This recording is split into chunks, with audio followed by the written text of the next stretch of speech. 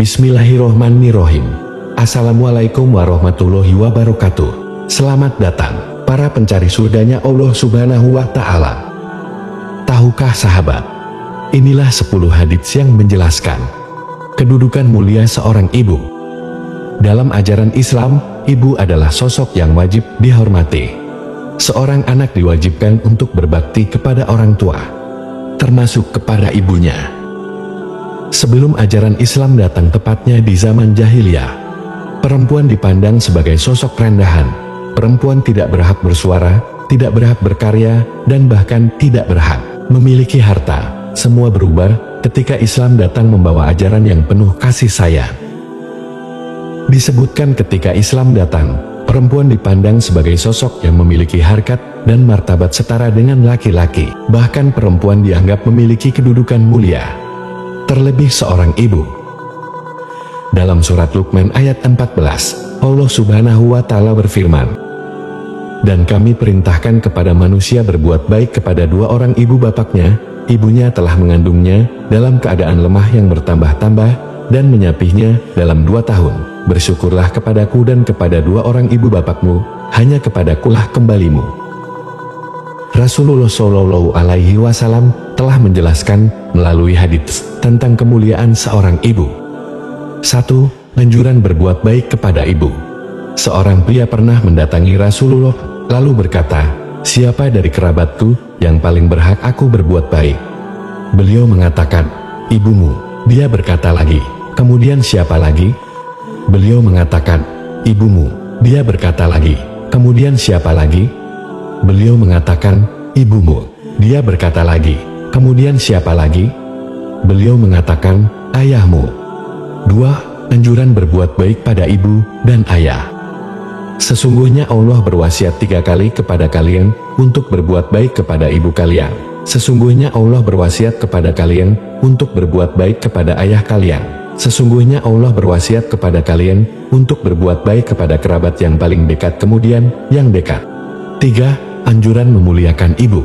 Sesungguhnya tabi'in yang terbaik adalah seorang lelaki bernama Uwais. Ia memiliki seorang ibu, dan ia memiliki tanda putih di tubuhnya. Maka temuilah ia dan mintalah ampunan kepada Allah melaluinya untuk kalian.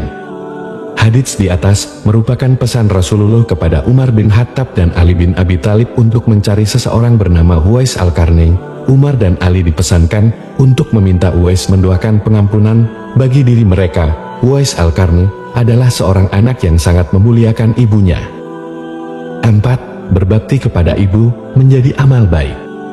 Dari Ibnu Abbas, ada seorang lelaki datang menemuinya dan berkata, "Aku meminang seorang perempuan, tetapi ia menolakku." Lelaki lainnya meminangnya, lantas ia menerimanya dan menikah dengannya. "Aku pun cemburu, lantas perempuan itu kubunuh. Akankah tobatku diterima?"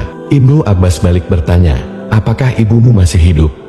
Ia menjawab, "Tidak." Ibnu Abbas pun berkata kepadanya, "Bertobatlah kepada Allah dan lakukanlah yang terbaik untuk mendekatkan diri kepada Allah." Attab bin Yasar yang menuturkan riwayat ini dari Ibnu Abbas pun datang kepadanya. Ia berkata, "Kenapa engkau bertanya apakah ibunya masih hidup?" Ibnu Abbas menjawab, "Karena aku tidak tahu amal baik lain yang lebih mendekatkan orang kepada Allah selain berbakti kepada ibunya." 5. Anjuran mendoakan orang tua. Masih adakah kebaktian kepada kedua orang tuaku setelah mereka meninggal dunia? Rasulullah menjawab, "Ya, masih ada 4 perkara. Mendoakan ibu bapak itu kepada Allah, memintakan ampun bagi mereka, menunaikan janji mereka, dan menghormati teman-teman mereka, serta menghubungkan tali persaudaraan dengan orang-orang yang tidak mempunyai hubungan keluarga dengan kamu kecuali dari pihak mereka. Maka inilah kebaktian yang masih tinggal yang harus kamu tunaikan sebagai kebaktian kepada mereka setelah mereka meninggal dunia." 6. Surga di telapak kaki ibu. Dari Muawiyah ibnu Jahimah As-Sulami, bahwa Jahimah pernah datang kepada Nabi lalu bertanya, "Wahai Rasulullah, saya ingin berangkat berperang di jalan Allah, dan saya datang untuk meminta nasihat darimu." Rasulullah balik bertanya, "Apakah kamu masih mempunyai ibu?" Jahimah menjawab, "Ya." Rasulullah bersabda, "Rawatlah ibumu, karena sesungguhnya surga itu berada di bawah telapak kakinya."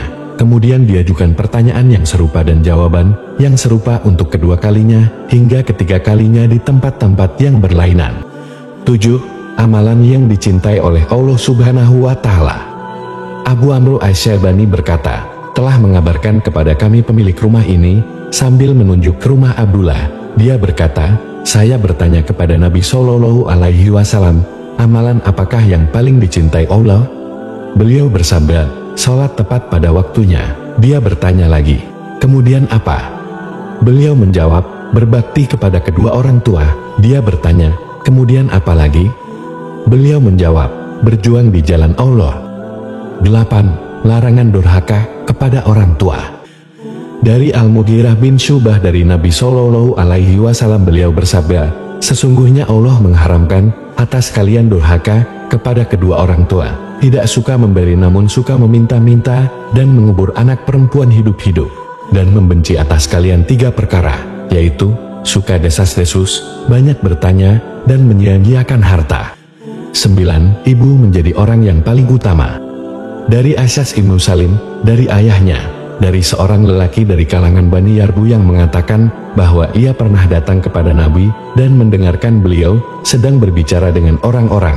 Antara lain beliau bersabda, orang yang paling utama menerima uluran tanganmu ialah ibumu, bapakmu, saudara perempuanmu, saudara laki-lakimu, kemudian saudaramu yang terdekat, lalu yang dekat denganmu. 10. Mendapat doa dari Rasulullah. Suatu hari Rasulullah naik ke atas mimbar, kemudian beliau mengucapkan kalimat amin sebanyak 3 kali, maka ketika ditanyakan, wahai Rasulullah, apakah yang engkau aminkan? Maka Rasulullah menjawab, Jibril datang kepadaku, lalu mengatakan, hai Muhammad, terhinalah seorang lelaki yang namamu disebut di hadapannya, lalu ia tidak membaca sholawat untukmu, ucapkanlah amin. Maka saya mengucapkan amin. Lalu Jibril berkata lagi, terhinalah seorang lelaki yang memasuki bulan Ramadan, lalu ia keluar dari bulan Ramadan, dalam keadaan masih belum beroleh ampunan baginya, katakanlah, amin, maka aku ucapkan amin. Jibril melanjutkan perkataannya, terhinalah seorang lelaki yang menjumpai kedua orang tuanya, atau salah seorangnya, lalu keduanya tidak dapat memasukkannya ke surga, katakanlah, amin, maka aku ucapkan amin. Semoga bermanfaat.